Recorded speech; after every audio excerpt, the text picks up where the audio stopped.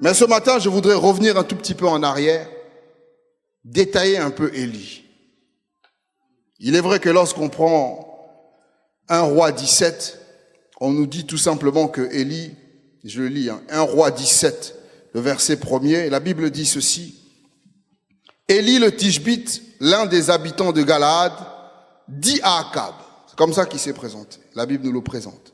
L'Éternel est vivant, le Dieu d'Israël dont je suis le serviteur. Il n'y aura ces années ni rosée, ni pluie, sinon en ma parole. C'est tout ce qu'on sait d'Élie. C'est comme ça qu'il est arrivé. Il a déclaré cette parole et il est parti. Et nous avons étudié 1 Roi 18, verset 1er. Bien des jours s'écoulèrent et la parole de l'Éternel fut ainsi adressée à Élie dans la 3e année. Va, présente-toi à Akab et je ferai tomber de la pluie sur la face du sol. Et Élie alla pour se présenter à Akab. La famine était grande à Samarie. Lorsqu'on lit ce verset, on va juste à la suite de notre thème, de notre petit passage que j'ai pris. La Bible dit « Et je ferai tomber la pluie sur la face du sol ». Ça veut dire que la présence d'Élie était capitale pour que la pluie puisse tomber. Mais qui est ce Élie-là? On va détailler un peu Élie. Élie, lorsqu'on le regarde bien, j'avais déjà eu le temps de détailler ça dimanche dernier, Élie avait un caractère bien forgé. Élie n'avait pas peur d'Akab. Tout le monde avait peur d'Akab. Tout le monde avait peur de Jézabel. Tout le monde avait peur des Baals, sauf Élie. Il y a bien quelque chose qui fasse que Élie n'avait pas peur. Élie se présente devant Akab et puis lui dit, il n'y aura pas de pluie. Et il s'en va. Et quand Dieu lui dit, va, présente-toi devant Akab, il vient encore. Il se présente encore devant Akab. Il n'avait pas peur d'Akab. Il avait un caractère bien forgé. Élie s'appuyait sur Dieu. Il s'appuyait sur l'Éternel.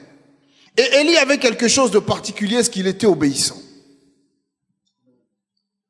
Élie obéissait à Dieu à la lettre. Et une fois qu'il a déclaré sa parole, il dit, il n'y aura pas de pluie. Dieu lui dit, va au torrent de Kérit, je vais te nourrir là-bas. Mais là-bas, il n'y a pas à manger, il n'y a rien. C'est juste un torrent. Mais Élie a obéi, il est parti là-bas. Il est resté. Et Dieu l'a nourri à cet endroit-là. Et quand il n'y avait plus d'eau, Dieu lui dit, déplace-toi, quitte ce torrent. Va là-bas à Sarepta, tu vas trouver une veuve là-bas qui va te nourrir. Mais rien ne le prouvait, rien ne le garantissait. Mais il est parti quand même. Élie obéissait à Dieu. Dieu lui dit, déplace-toi, il se déplace. Va à Sarepta, il va à Sarepta. Il ne posait pas de questions. Une fois à Sarepta, il était bien, la famine était là, mais lui, il mangeait, il buvait. Dieu lui dit, quitte ici, retourne, va voir Akab. Il était tranquille dans sa vie quand même. Va voir Akab. Et je pense que Élie savait très bien ce que va voir Akab voulait dire. Mais ce n'est pas pour autant qu'il a baissé les bras. Il s'est levé. Il est parti voir Akab quand même. Il est parti voir Akab.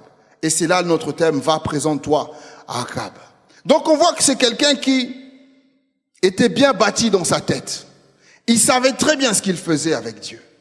Et il savait très bien qui était Dieu pour lui. Mais lorsque nous reprenons alors 1 Roi 17, la Bible dit, Élie le Tishbite, l'un des habitants de Galaad. On a quand même un petit détail sur la vie d'Élie. Tout petit. C'était un habitant de Galaad. Osée chapitre 6,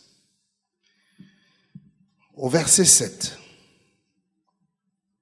Osée chapitre 6, le verset 7 nous dit ceci. Ça nous donne quelques indices sur le caractère d'Élie. Il n'y a personne dans la Bible qui est tombé comme ça, boum, à part Adam.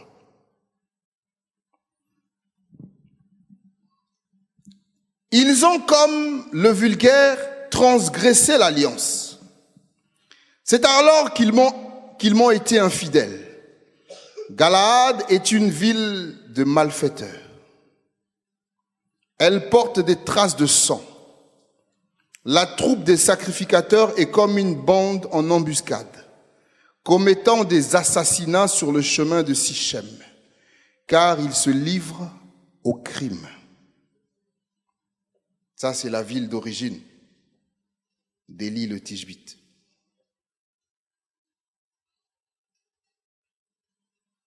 En Galaad, selon l'histoire, on tuait les prophètes. On malmenait les prophètes. Ça veut dire que là où Élie est né, Élie était déjà, il côtoyait déjà l'adversité.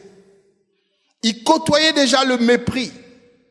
Il côtoyait déjà la méchanceté. Il est né en plein milieu de la méchanceté. Il est né là où on tue les prophètes, là où on déteste les prophètes. C'est là qu'Élie est né. C'est là qu'Élie a grandi. Il passait, il voyait des prophètes tués. Dans son enfance, il a vu des prophètes être maltraités, méprisés par la population. C'est là qu'Élie est né. Alors lorsque Élie se retrouve devant Akab, Élie n'a pas peur. Élie a déjà été entraîné. Élie a déjà été préparé. Il a côtoyé le mal. Il a vu la méchanceté. Et quand il arrive en Israël, quand il arrive devant Akab, et il voit tout ça, il dit, je connais ça. Je connais ce fonctionnement. Il dit, puisque c'est comme ça, et que moi je suis avec l'Éternel, il n'y aura plus de pluie. Élie savait qui il était. Jérémie, chapitre 8, au verset 21 à 22. Je suis brisé par la douleur de la fille de mon peuple. Je suis dans la tristesse. L'épouvante me saisit. N'y a-t-il point de baume en Galaad? N'y a-t-il point de médecin? Pourquoi donc la guérison de la fille de mon peuple ne s'opère-t-elle pas? C'est Dieu qui crie. Il dit, je ne comprends pas en Galaad comment est-ce que mon peuple souffre comme ça. Parce que c'est un peuple méchant. Et Élie est sorti de là. En Galaad, on trouvait donc cet arbre-là qui produisait donc on peut dire ce médicament-là qui pouvait guérir les plaies. Élie, c'est quelqu'un qui a été rejeté, méprisé, puisque c'est un prophète, en Galaad. Donc, il a eu le temps d'encaisser les coups. J'avais donné ici l'image de la naissance d'une perle.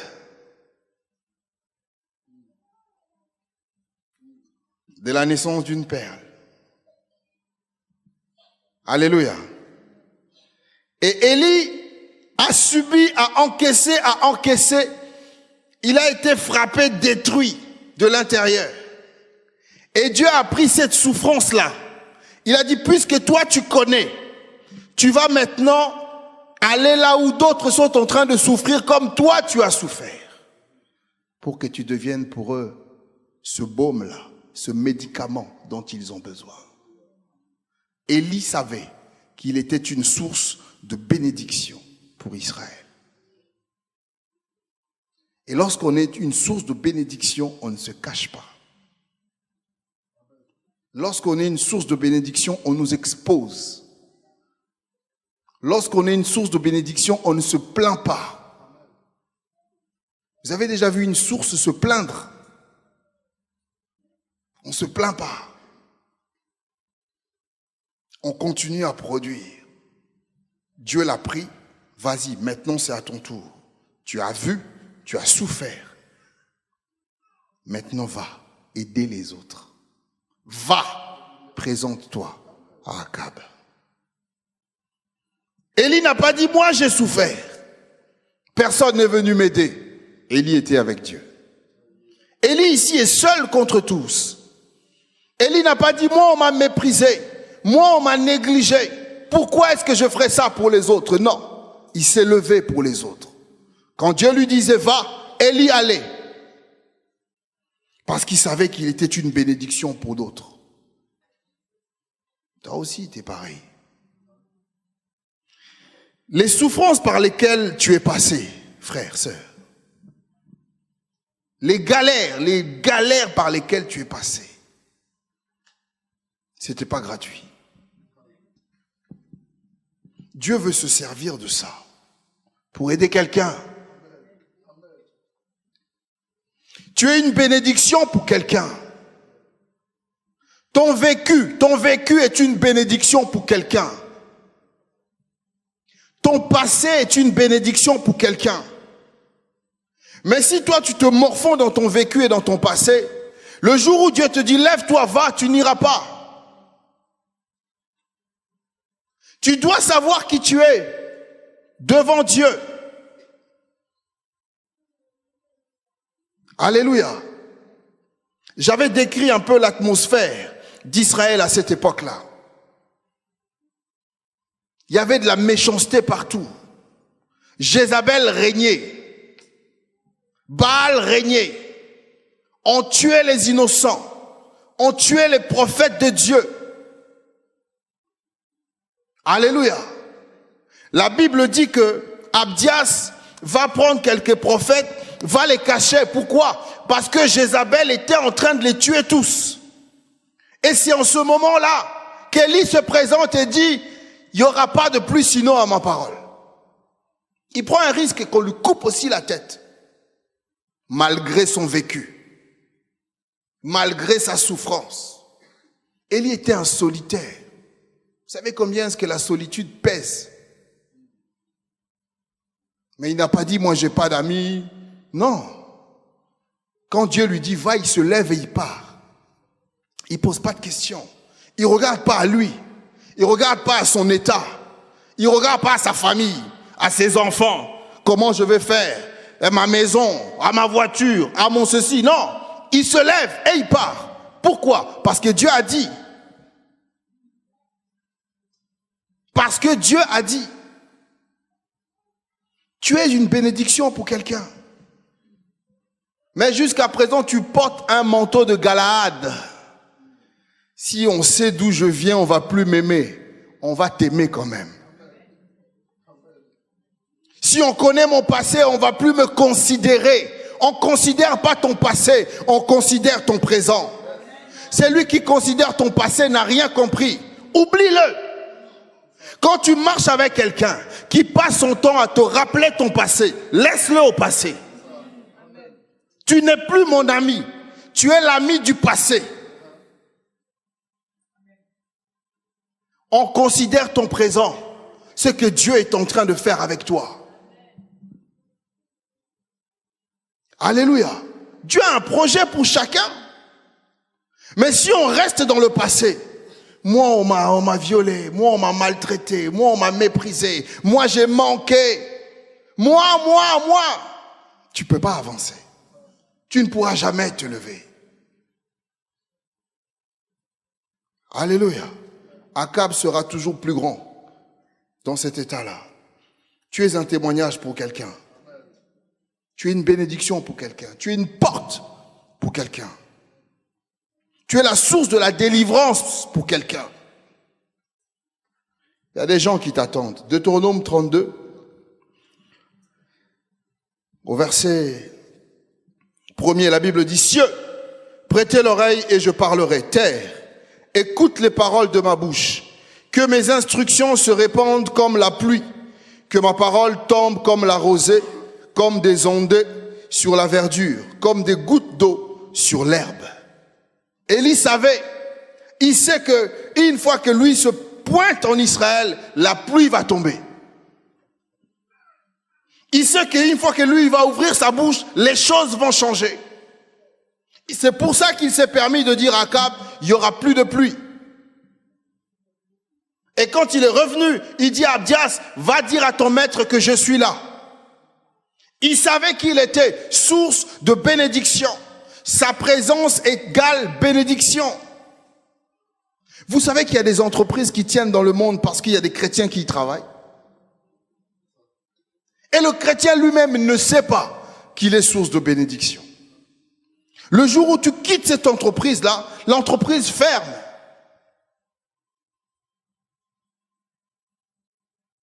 Tu es une source de bénédiction. C'est grâce à toi.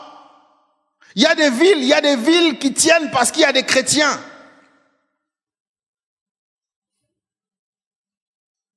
Alléluia. Il y a des familles que Dieu quand on regarde cette famille, il regarde la famille, il dit, mais cette famille, je devrais la détruire complètement. Vous savez qu'il y a des familles que Dieu détruit complètement? Il y a des familles que Dieu décime complètement. Papa, maman et les 3 enfants dans la voiture. Les 5 enfants dans la voiture. Ils font un accident, il n'y a plus personne. Il y a des familles que Dieu détruit complètement. 3, 4 familles qui prennent un avion, Dieu détruit l'avion.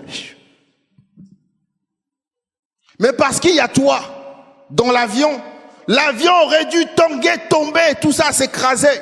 Dieu regarde, il dit non, il y a mon fils dans cet avion. Dieu prend l'avion et dépose l'avion. Et les autres disent, ah la chance, c'est pas la chance, c'est la présence d'un enfant de Dieu.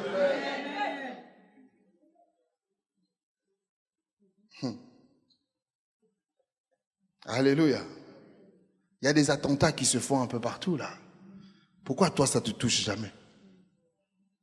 Toi tu es arrivé, tu prends le métro, tu quittes le métro et le métro d'après explose. Pourquoi pas toi? Pourquoi pas toi? Pourquoi pas toi? Pourquoi pas toi? Parce que tu appartiens à Dieu. Grâce à toi, tous ceux qui étaient dans la même rame que toi ont été sauvés. Tous. Dieu a épargné leur vie. Grâce à toi. Tu es une source de bénédiction.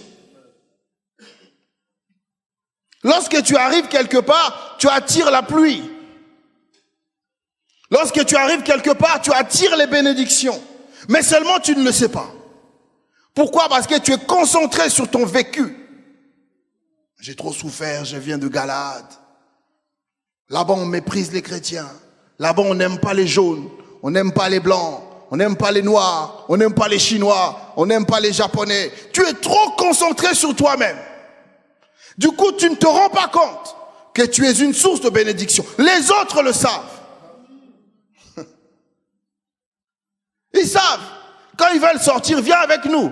Mais moi, je bois pas, je fume pas. Mais sois seulement là. Ils savent que rien que parce que tu es là, ils feront pas d'accident. Parce que c'est toi qui vas conduire. Sois seulement avec nous, c'est pas grave. Tu fumes pas, tu bois pas, mais c'est pas grave, reste là. Toi-même, tu sais pas que tu es une source de bénédiction. Alléluia. Hébreux chapitre 6, au verset 6.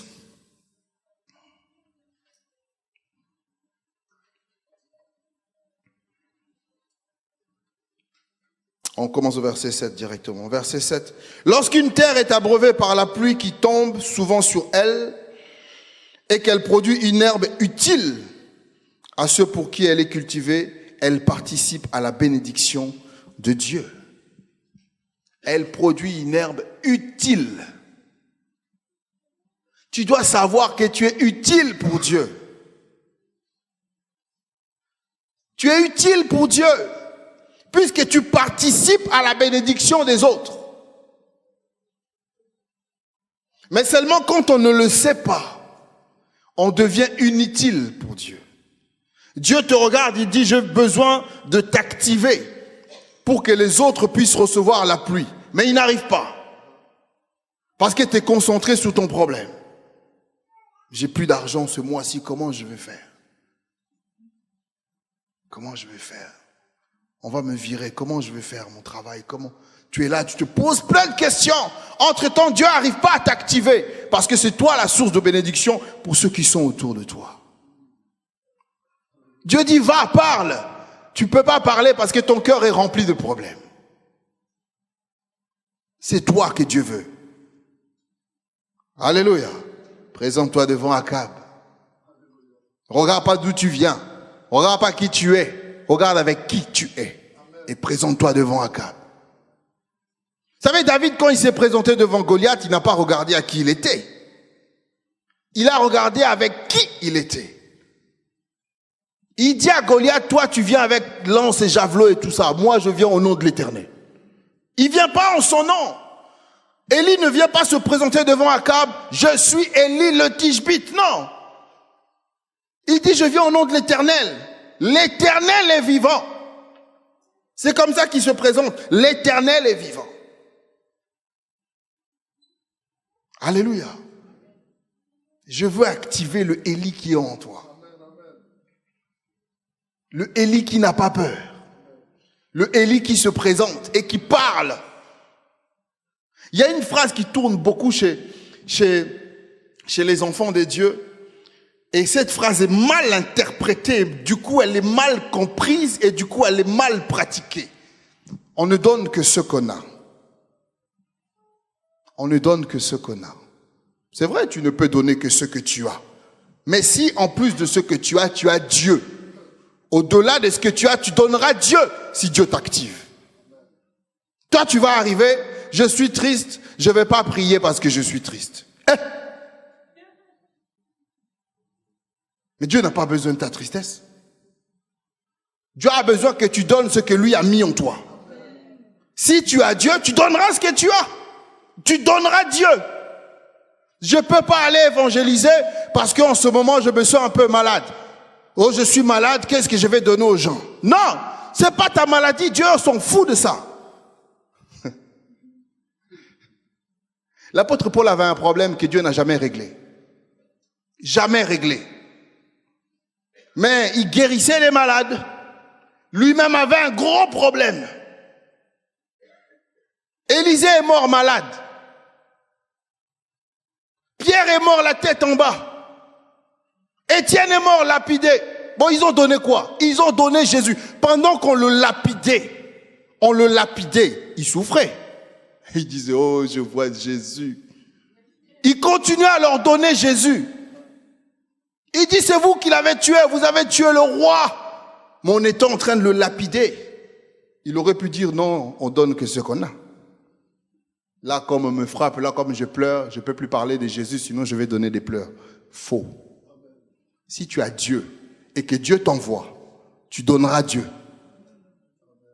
Mais si tu n'as pas Dieu, oui, tu vas donner de toi-même. Alléluia. Matthieu 4. Matthieu 4, verset 3. Matthieu 4, le verset 3. À 4. Le tentateur s'étant approché lui dit, si tu es fils de Dieu, ordonne que ces pierres deviennent des pains.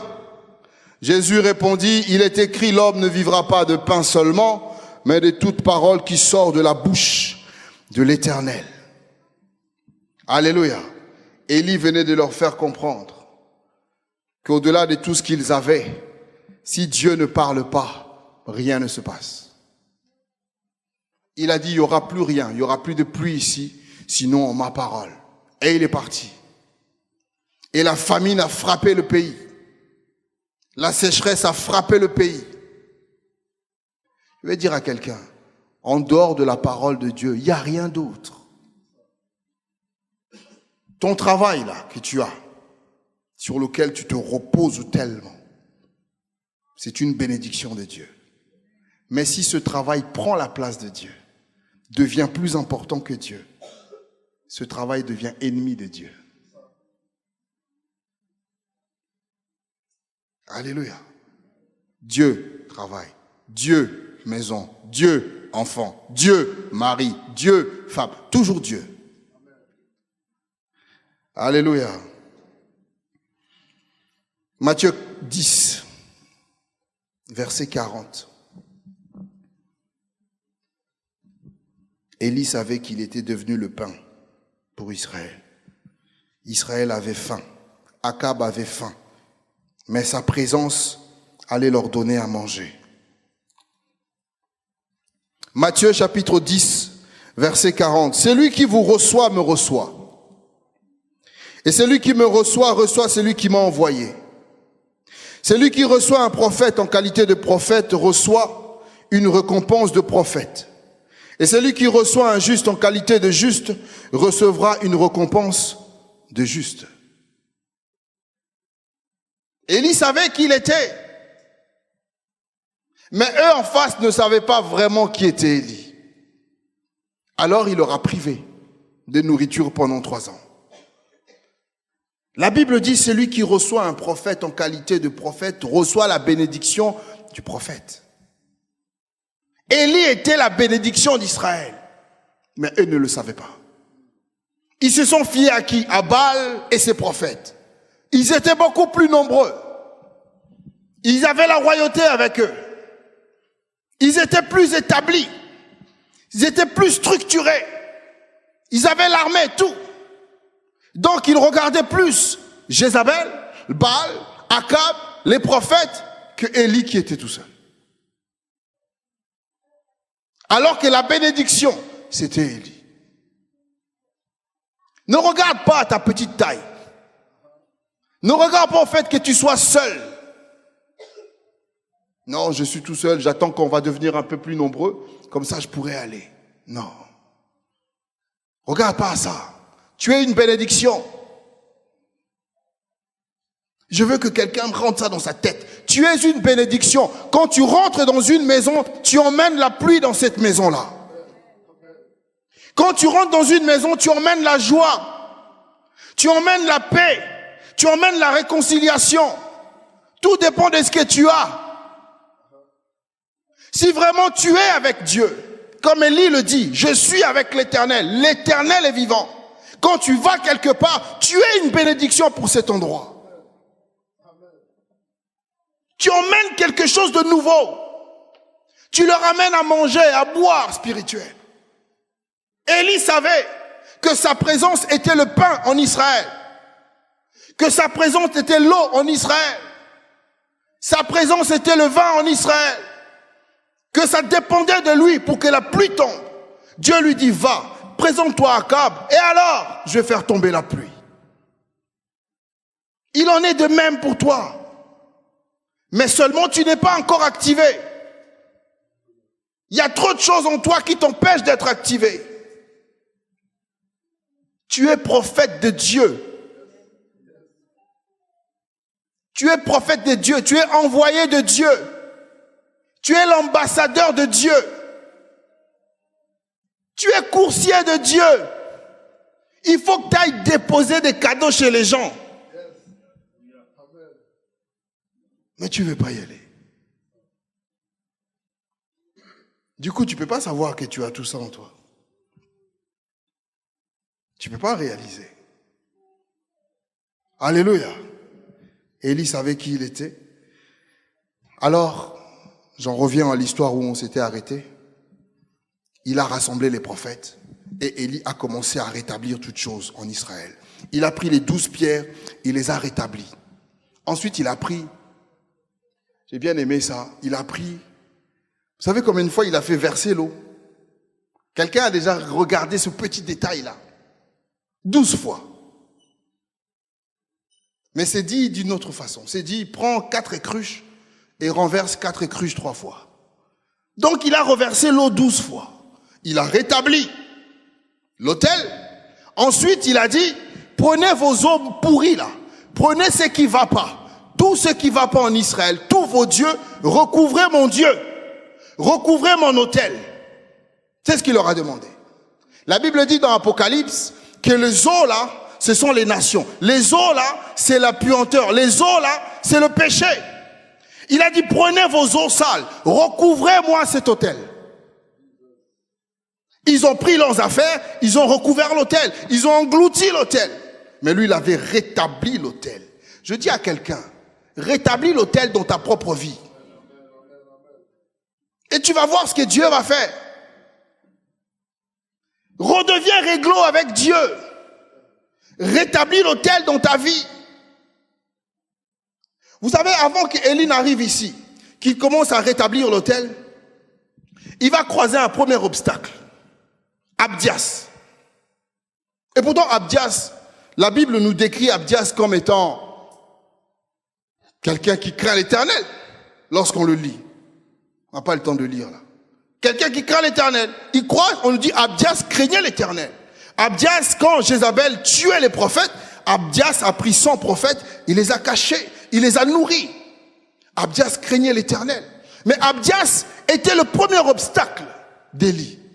Lorsque Élie croise Abdias, et Élie va dire à Abdias, va dire à ton maître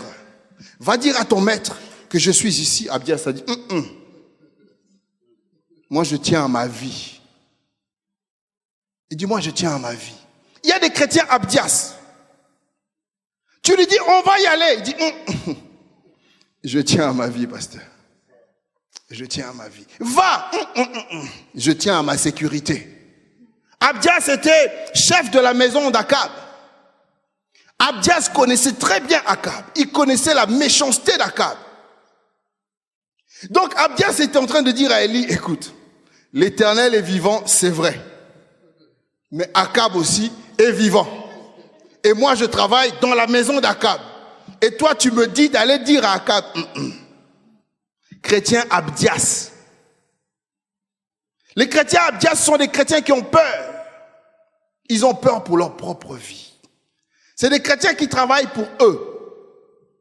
Ils gardent les prophètes de Dieu, mais pour être bien vus par Élie.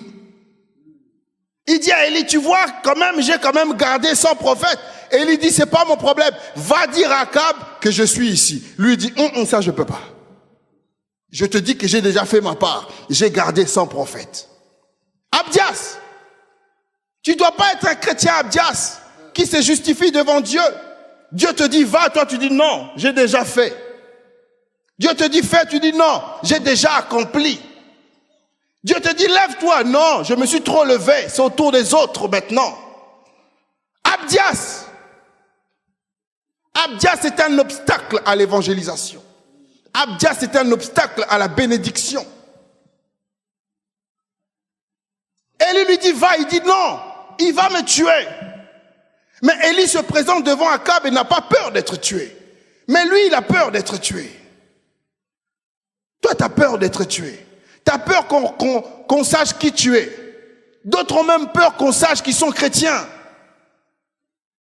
À l'école, on ne sait pas que tu es chrétien. Au travail, on ne sait pas que tu es chrétien. Sur les réseaux, on ne sait pas que tu es chrétien. Tu as peur qu'on sache que tu es chrétien. Tu as peur qu'on sache où est ton église.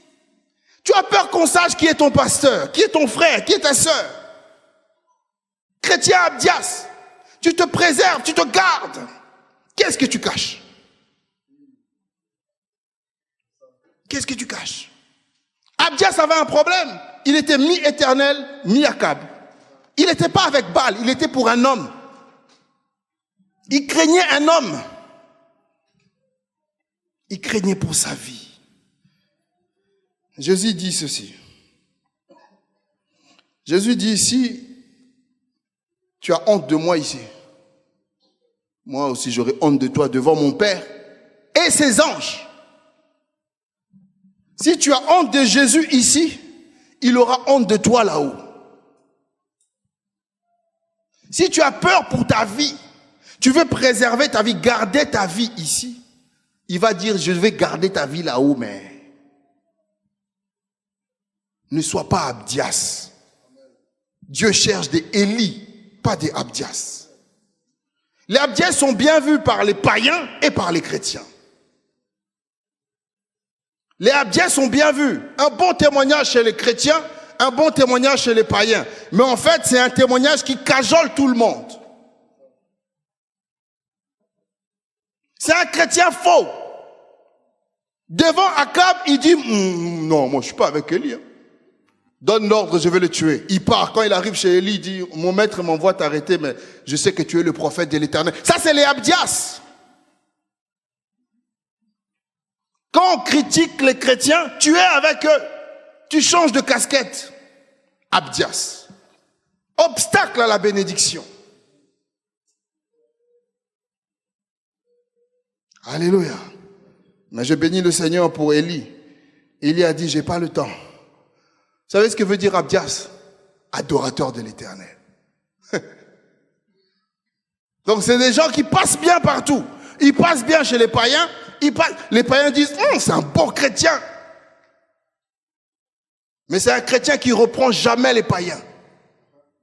C'est un chrétien qui dit jamais aux païens ce que vous faites est mauvais. De peur qu'il soit rejeté. De peur qu'il soit mal vu. Mais accepte d'être mal vu au nom de l'Éternel. Sois pas Abdias, sois Élie. Je dis souvent à ceux qui donnent leur vie à Jésus, vous êtes des courageux. Donner sa vie à Christ, c'est être courageux. C'est accepter ce que les autres ne veulent pas accepter. Être courageux, c'est pas être fort et casser des murs, non. Être courageux, c'est se lever et choisir son camp. Il y a deux bandes, toi tu choisis ton camp. Tu dis, moi je suis de ce côté-ci. Comme ça, tous les coups qui viennent, je vais accepter. Mais quand tu dis, je suis avec eux, non, je suis avec eux, tu n'es pas clair. Tu es peureux. Ne sois pas Abdias. Sois Élie. Amen, amen. Deuxième obstacle. Deuxième obstacle, c'est Jézabel. Jézabel est ici représentée par ses prophètes. Elle est représentée par ses prophètes. 1 Timothée 4, au verset 1er, mais l'Esprit dit expressément que dans les derniers temps, quelques-uns abandonneront la foi pour s'attacher à des esprits séducteurs et à des doctrines de démons. La Bible nous dit que Jézabel enseigne. Alléluia. Jézabel enseigne. Quand on dit Jézabel enseigne, ce n'est pas la femme qui enseigne. Jézabel travaille pour Baal. Donc Jézabel enseigne la doctrine de Baal. Et la doctrine de Baal, c'est la doctrine des démons. Alléluia. 2 Pierre 2, verset 1. Il y a eu parmi le peuple des faux prophètes, parmi le peuple, des faux prophètes. Et il y aura de même parmi vous des faux docteurs qui introduiront des sectes pernicieuses et qui, reniant le maître qui les a rachetés, attireront sur eux une ruine soudaine. 2 Pierre 3, verset 3. Sachant avant tout que dans les derniers jours, il viendra des moqueurs avec leur raillerie, marchant selon leur propre convoitise. Jézabel, c'est les fausses doctrines. Jézabel, c'est le mensonge de Satan. Je vais en citer quelques-unes de ces fausses doctrines. L'évangile de prospérité. Alléluia. Tu donnes 100, Dieu va multiplier ça, ça donnera 100 000. Donne seulement, tu peux continuer à pécher, mais toi donne seulement ton argent, Dieu va te bénir. Faux évangile. Tu peux donner 100 milliards à Dieu. Si tu pèches, tu iras en enfer. Tu iras en enfer. Dieu ne s'achète pas. Et l'évangile de prospérité te cajolera. Il va te donner que des enseignements qui sont axés sur l'argent. Maman. Et cet évangile de prospérité a une conséquence. Ça appauvrit les gens, mais ils ne le savent pas. Ça les appauvrit spirituellement. Ça les appauvrit financièrement, matériellement. Parce que tu amasses, mais l'argent que tu amasses, ça ne vient pas de Dieu. Ça vient d'un évangile qui est mauvais. Ça vient d'un mensonge. N'est-ce pas que les commerciaux, si il y a des commerciaux ici, il ne faut pas m'en vouloir. Les commerciaux, on leur donne un discours. Un commercial peut savoir que ce produit ne marche pas. Mais si on lui dit, tu dois expliquer à ton client que le produit fonctionne quand même. Le commercial va se présenter et il va tout faire pour convaincre son client que le produit fonctionne. Mais au plus profond de lui, il sait que le produit ne fonctionne pas. Et avec ça, il va gagner de l'argent. C'est ça l'évangile de prospérité. On sait très bien que c'est un mensonge, mais on vous le donne quand même. Et vous prenez, et vous marchez avec. Ça marche une fois, ça marche deux fois. Mais en fait, tu es en train tout doucement de t'éloigner de Dieu. Alléluia. Fausse doctrine. Le non-respect des principes bibliques en divisant la Bible en deux. Diviser la Bible en deux, c'est une fausse doctrine. Ça pousse au non-respect des principes bibliques. On divise la Bible en deux, on dit, ça c'est l'Ancien Testament, ça c'est le Nouveau Testament. C'est une fausse doctrine. Ça donne quoi? Ça donne des chrétiens pauvres. Comment? Dieu a mis en place un principe qu'on appelle, vous voyez l'histoire de la dîme là? Beaucoup n'ont pas compris et ne comprendront pas encore cette histoire. Je vais encore l'expliquer simplement aujourd'hui. La dîme, c'est juste la reconnaissance à Dieu. C'est juste être reconnaissant. Je vous explique comment. Dieu apprend à son peuple, parce que Israël, c'est un peuple que Dieu a éduqué. Dieu a appris à Israël à se laver les mains, si vous ne le saviez pas. Dieu leur a appris, lavez-vous les mains avant de manger. Quand vous devez vous laver, parce que si tu ne te laves pas, Dieu a appelé ça péché. Vous avez jamais lu ça? Dieu leur apprend à se laver le corps. Il leur apprend à se laver les mains. Il leur apprend à manger. Dieu a éduqué Israël. Donc il a éduqué Israël, parce que c'était une nation, il a éduqué Israël à payer un impôt, les 10%. Mais il a éduqué Israël à lui être reconnaissant. Il a éduqué Israël à le mettre toujours à la première place. Donc il l'éduque par une loi. D'ailleurs, ça a commencé avant la loi. Il l'éduque. Tu dois toujours penser à moi avant toute chose. Alors Moïse vient, il instaure ça comme une loi pour que ça devienne obligatoire, pour que le peuple apprenne à donner.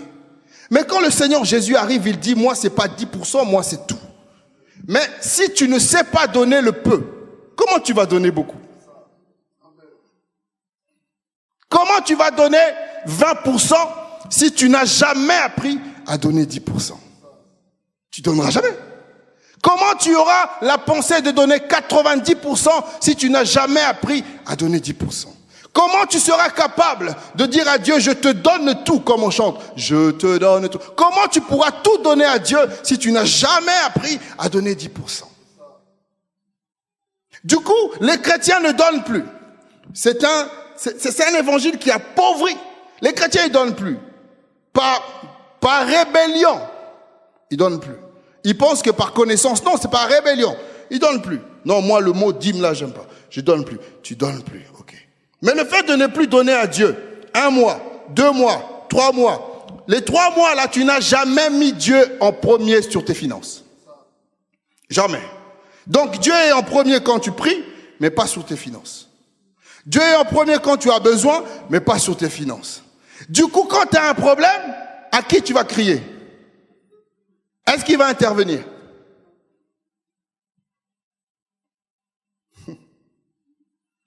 Ça pousse à la rébellion. Ça appauvrit les chrétiens. C'est pour ça que beaucoup de chrétiens ont des problèmes financiers. Beaucoup. Parce que c'est une loi. Enlève le mot dîme. Enlève le mot dîme. Enlève. Mes prémices. Est-ce que tu donnes tes prémices? Est-ce que tu donnes tes prémices? Alors enlève le mot dîme, mets tout. Parce que Jésus a dit tout. Est-ce que tu donnes tout? Tu n'es pas en accord avec Dieu. Cet évangile appauvrit. Ça rend des chrétiens rebelles. Ça appauvrit les chrétiens. Ça les appauvrit spirituellement, relationnellement, financièrement, matériellement. Ça appauvrit. Parce qu'en fait, ça te met en désaccord avec Dieu. Juste pour un mot, dîme. Ça veut dire 10%. Mais Dieu, ce qu'il demande, l'enseignement de la dîme, c'est Dieu d'abord. C'est ça la pensée. Dieu d'abord. Dieu d'abord. Et lorsqu'on vient séparer la Bible en deux, on dit d'un côté c'est l'ancien, d'un autre c'est le nouveau. En fait, on passe à côté de beaucoup de principes de Dieu. Énormément de principes de Dieu. Et on passe à côté de sa bénédiction tout simplement. Fausse doctrine. La pensée positive. Où on vient, on te dit, imagine seulement, Dieu t'a béni ma fille, Dieu t'a béni mon fils, vois déjà la voiture là, tu vois là, est-ce que tu vois? Et toi aussi tu dis, je vois. Pensée positive. C'est démoniaque. Parce que ça fait des chrétiens rêveurs. Les chrétiens vivent dans des rêves. Et les années passent, et ils finissent par se rebeller et quitter Dieu. Tout ça est fait pour éloigner les gens de Dieu. Toutes ces fausses doctrines ont un seul but, t'éloigner de Dieu. Comment? Par la déception. Celui qui donne tout le temps et qui ne reçoit pas, finit par être déçu. Tu finiras par être déçu parce que tu donnes dans le sens de recevoir l'évangile de prospérité. Tu donnes pour recevoir. Mais tu donnes, toi tu reçois jamais, tu finiras par être déçu.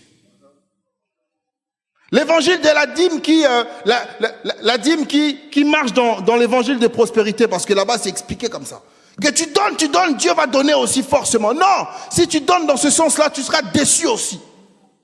Parce que ce qu'on donne à Dieu part en fumée. Comment est-ce que tu peux rattraper la fumée? Comment toi tu donnes tes 10%, tu rentres chez toi, tu mets sur un papier, j'ai donné 10%. Donc tu espères que ça va revenir. Oh non, c'est une loi mise en place. Tu espères qu'on te rembourse les 10%. Là, tu n'as pas donné à Dieu, tu l'as prêté. Et comme il ne doit rien à personne, il va te le rendre par un récépissé.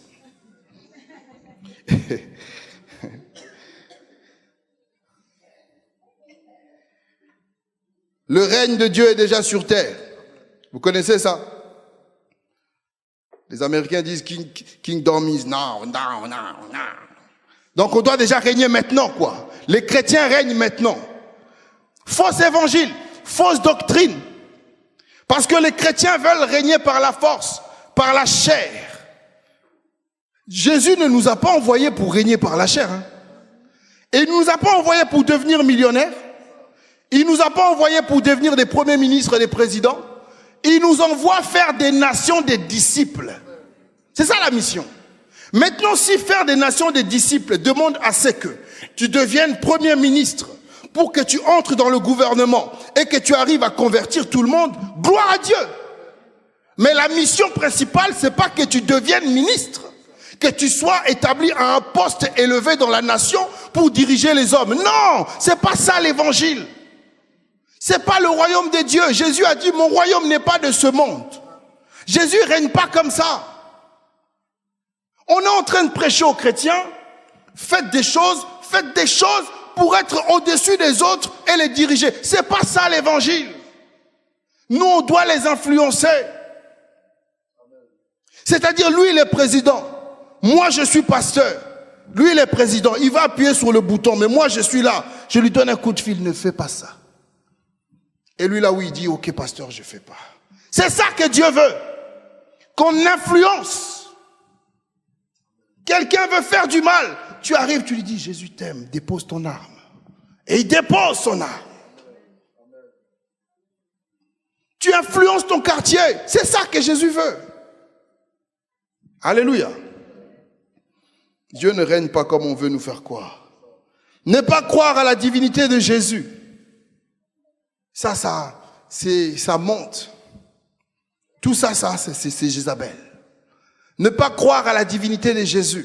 On nous crée des débats à gauche, à droite pour nous dire que Jésus n'est pas Dieu.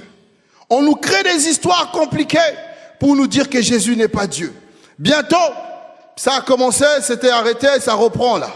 Que quand tu pries, il faut prier seulement le Père. Ah! Mais le Père, là, si le Père est en lui et que lui, il est dans le Père, ça change quoi? Ça change quoi? Le Père est en Christ, Christ est dans le Père. Bon, ça change quoi? Il y a un problème. Depuis toujours, tu as prié Jésus. Tu croises quelqu'un qui te dit, Jésus n'est pas Dieu, tu sais. La doctrine dit que... Et tu crois.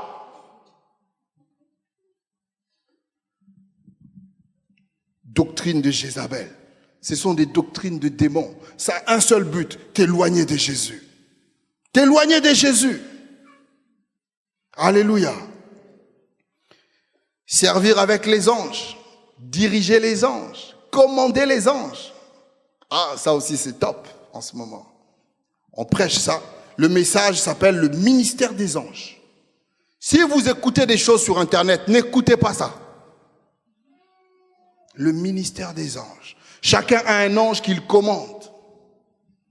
Bien, quelqu'un a dit, tu peux même demander à ton ange de te faire la vaisselle. Mais ce sont des démons. Nous n'avons pas le pouvoir de diriger les anges. Nous ne commandons pas les anges. Ils sont à notre service, mais c'est Dieu qui les envoie. Ils dépendent de Dieu, pas de nous. Si un ange te fait ça, tu es mort. Il dit, tu es mort. Déjà, le petit démon de mensonge, il arrive à t'avoir. On ne dirige pas les anges. On ne prie pas les anges. Oh Michel, tu es là? Au nom de Jésus, est-ce que tu peux combattre pour moi? Michel, combat. Non, Michel ne peut pas combattre pour toi. N'invoque pas Michel. Quand tu fais ça, Michel, il s'en va. Parce qu'il dit, non, moi c'est Jésus. Si tu parles à Jésus, j'y vais. Mais si tu me parles à moi, je ne réponds pas. Michel ne répondra pas. Gabriel ne te répondra pas. On ne prie pas les anges. Alléluia. Et si vous avez une liste des démons, oubliez la liste là aussi. Une liste des noms des démons. Oubliez ça. Si vous avez des prières que vous récitez là, oubliez ça aussi. Soyez spontané avec Dieu. La Bible dit, si tu es limité, le Saint-Esprit va t'aider. Oubliez ces histoires-là. Marie n'aide personne. Marie est morte.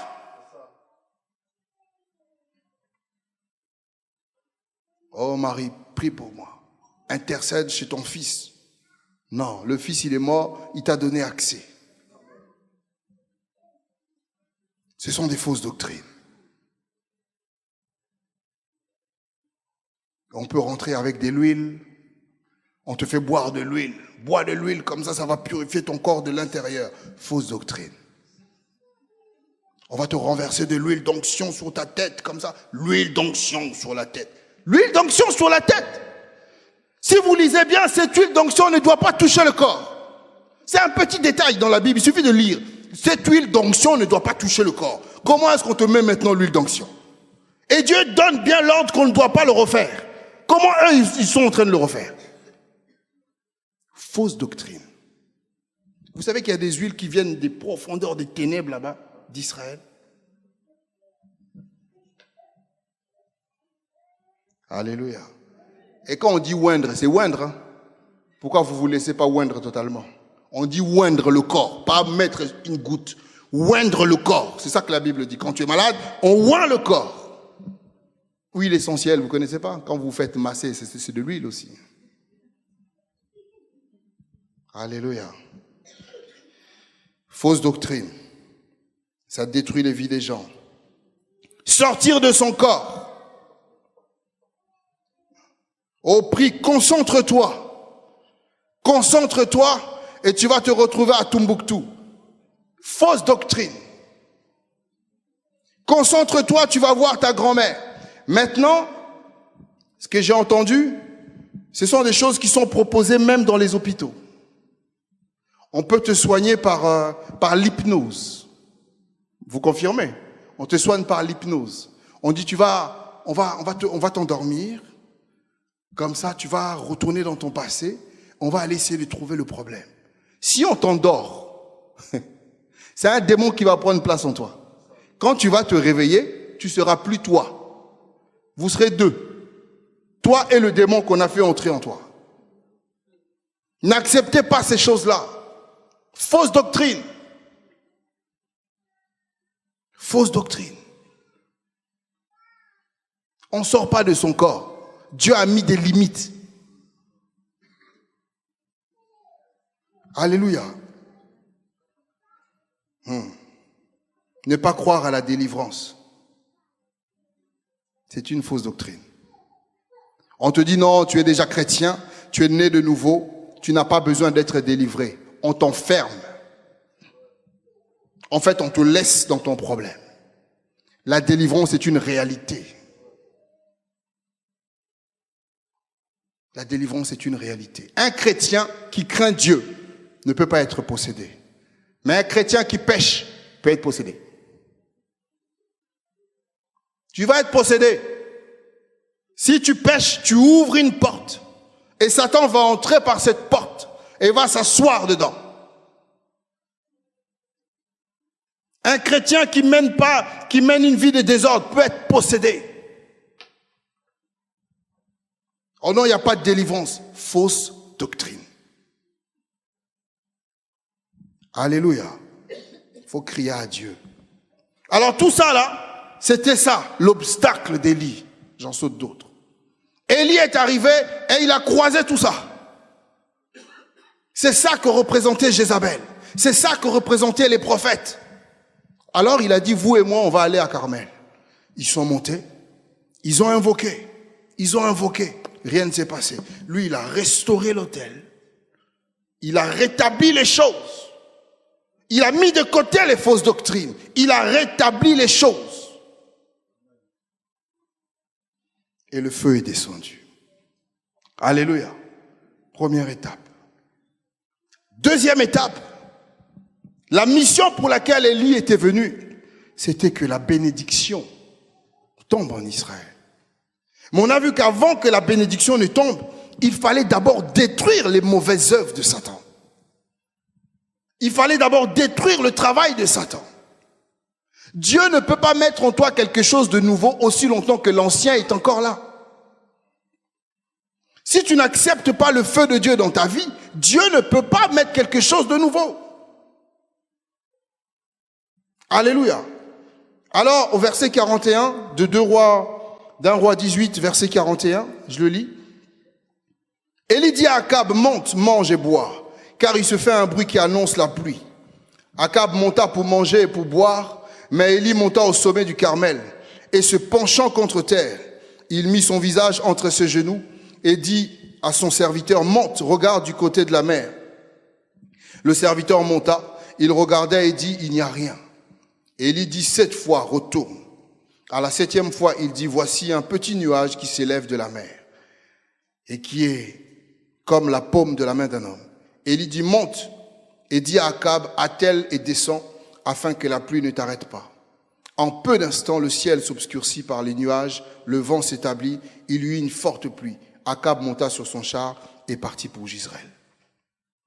Élie a fait tomber la pluie, le feu. Il a affronté son problème. Il a affronté Akab. Il a affronté Jézabel. Il a affronté les Baals et il a gagné. Tu es dans ton problème parce que tu ne veux pas l'affronter. Et la bénédiction, la pluie ne peut pas tomber aussi longtemps que le feu n'est pas tombé. Il faut que tu affrontes ce problème. Il les a affrontés. Le feu est tombé. Ensuite, il dit, maintenant la pluie peut tomber. La bénédiction peut maintenant tomber. Et je bénis le Seigneur, comment il dit? Il dit, il se fait un bruit qui annonce la pluie. Je dis à quelqu'un, cette année, pour toi, j'entends déjà un bruit qui annonce la pluie. Le bruit est déjà là. Ça dépend de toi. Ça fait longtemps que tu n'as pas attendu tout, mais on entend déjà le bruit. Ça annonce la pluie. La bénédiction de Dieu est là. Ça dépend de toi. Il dit à Akab, Akab, écoute, j'ai gagné. Maintenant, tu peux rentrer parce que la pluie va tomber. Maintenant, je veux bénir ce peuple. Malgré ta présence, je veux bénir ce peuple. Akab n'était pas mort. Jézabel n'était pas morte. Mais ils ont été vaincus. C'est ce que Jésus nous dit, n'est-ce pas? Ils sont encore là, mais ils sont vaincus. Et puisqu'ils sont vaincus, tu es béni. La Bible dit dans Apocalypse qu'il n'y aura plus de malédiction, puisque le trône de l'Éternel et de l'agneau sera dans la ville. Quand Dieu établit son trône dans une ville, la bénédiction est là, la malédiction s'en va. Et c'est ce qu'Élie a fait. Élie a ramené le trône de l'Éternel dans la ville. Il a ramené le trône de Dieu dans la ville. Et la pluie pouvait maintenant tomber. J'entends un bruit qui annonce la pluie. J'entends un bruit qui annonce ta bénédiction. J'entends un bruit qui annonce ta délivrance. Mais tu dois te lever. Tu dois aller affronter. Le bruit est là, mais la pluie ne tombe pas encore. Tu dois te lever. Regardez le processus, ensuite on va prier. au verset 44. À la 7e fois, Élie envoie son serviteur, va voir. Voyez précisément ce qu'il dit ici, ce qu'on avait vu la semaine passée. Élie dit à son serviteur, va voir à la mer. Il dit, va voir le mouvement de la mer. Va voir si le soleil a bien tapé la mer. Va voir si le feu est bien tombé. Va voir si la mer commence à chauffer. On a vu que la pluie ne vient pas d'en haut, mais elle vient d'en bas. Le soleil tape, ensuite ça monte et ensuite ça descend. Il dit, va voir le mouvement de la mer. Le serviteur va, revient et dit, il n'y a rien. Il lui dit, va encore. Et pendant ce temps, Élie priait. Oh, prier. Même si tu as la promesse, tu dois prier. Tu as la promesse, tu dois garder la parole, mais tu dois prier. Il lui dit, va voir. Et tu dois être persévérant, tu ne dois pas abandonner au premier échec. Va voir une fois, va voir 2 fois, 7 fois. Le serviteur revient et dit, je vois comme une paume de main, comme une paume de la main d'un homme qui s'élève de la mer. Alléluia. Pas qui descend, mais qui s'élève de la mer. C'est toi la source de la bénédiction. Ça part de toi, ça monte et ça arrose les autres. Ça part de toi et ça arrose la famille, ça arrose la ville, mais ça part de toi. Ça part de toi. Dieu le prend de toi et ensuite il envoie ça sur les autres. Le serviteur dit une paume de main qui s'élève de la mer. Et ça monte. Et la Bible décrit un peu le processus. Il dit ceci, au verset 45. En peu d'instants, le ciel s'obscurcit. Le vent s'établit et il y a eu une forte pluie. Le ciel s'obscurcit. Parfois, on a peur dans le processus de Dieu. Va, présente-toi. Quand tu te présentes devant Akab, le ciel s'obscurcit. Parce que tu ne sais pas ce qui va se passer. Tu ne sais pas si tu vas gagner ou pas. Parce que tu n'as pas confiance en Dieu. Le ciel s'obscurcit. Il y a des chrétiens qui disent, depuis que je suis chrétien, ma vie ne va plus. Oh oh. Depuis que je sers Dieu, les problèmes augmentent. Le ciel s'obscurcit, mais c'est pour que la pluie descende, pas pour que tu abandonnes. Quand le ciel s'obscurcit, ça annonce la pluie. Ça ressemble aux ténèbres. On dirait que rien ne va, mais ça annonce la bénédiction. On te chasse d'un travail pour un meilleur travail. Alléluia. On te licencie pour un meilleur poste. Le ciel s'obscurcit. Rien ne va. Et tout d'un coup, le vent s'établit. Alléluia. Le vent s'établit. Il se met à souffler. Le Saint-Esprit vient en ton aide. Il vient t'aider. Il vient t'aider à demeurer, à persévérer. Et la pluie finit par tomber. Alléluia. Élie était la source de bénédiction d'Israël. Dieu lui a dit, va, présente-toi à Akab pour que la pluie tombe en Israël. Levons-nous, nous allons prier.